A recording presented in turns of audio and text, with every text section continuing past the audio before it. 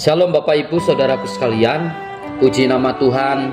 Renungan pada pagi hari ini terambil di dalam 1 Timotius pasal 5 ayat 1 dan 2. Janganlah engkau keras terhadap orang yang tua, melainkan tegurlah dia sebagai bapa.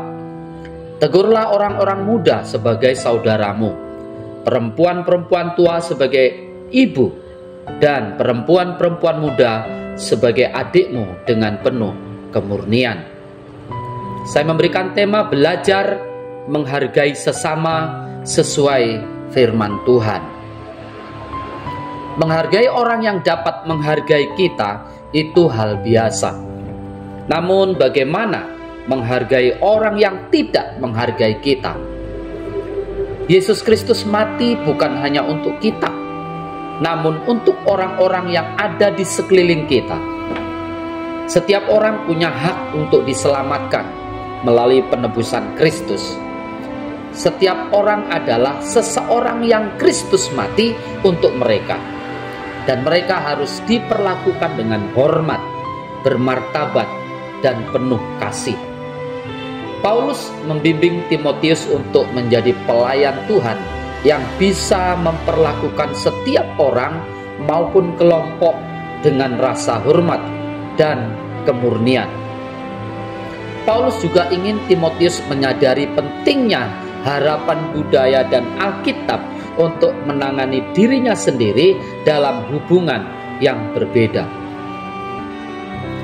Beberapa prinsip yang Paulus tekankan yaitu kita memperlakukan setiap orang dengan tepat, menyadari bahwa setiap orang istimewa dan dikasihi Tuhan.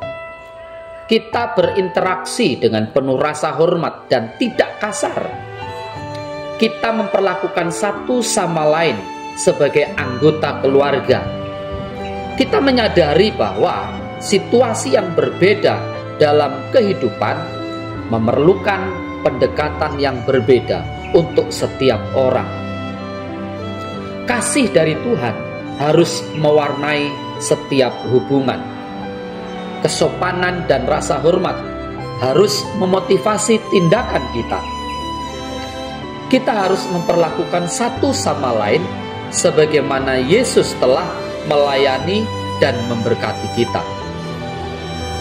Sebab itu, terimalah satu akan yang lain, sama seperti Kristus juga telah menerima kita untuk kemuliaan Allah.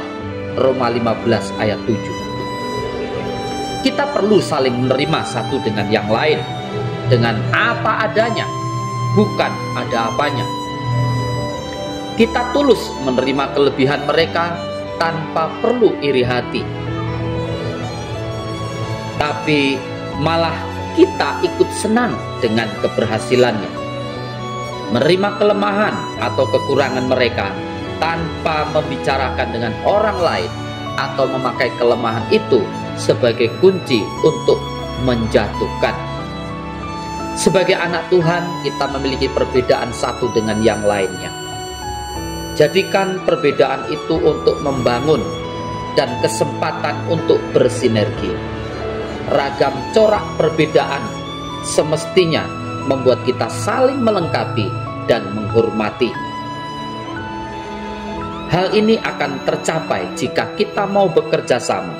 Syaratnya, kita wajib memastikan tujuan hanya untuk kemuliaan nama Tuhan. Kita perlu menempatkan dan melihat diri kita sebagai anggota tubuh Kristus. Dan hal yang mendorong kita untuk melakukan itu adalah Kristus sebagai Tuhan yang telah memberi kita rohnya. Sebagai orang beriman kepada Kristus, kita harus berbuat seperti yang dilakukan Yesus Kristus, yaitu mengarahkan pikiran kita kepada hal yang membawa orang kepada kebaikan dan saling menghargai. Dengan saling menghargai dan menghormati akan tercipta kehidupan yang harmonis. Namun ketika hidup dalam permusuhan pasti tercipta kehancuran. Tuhan Yesus memberkati. Amin.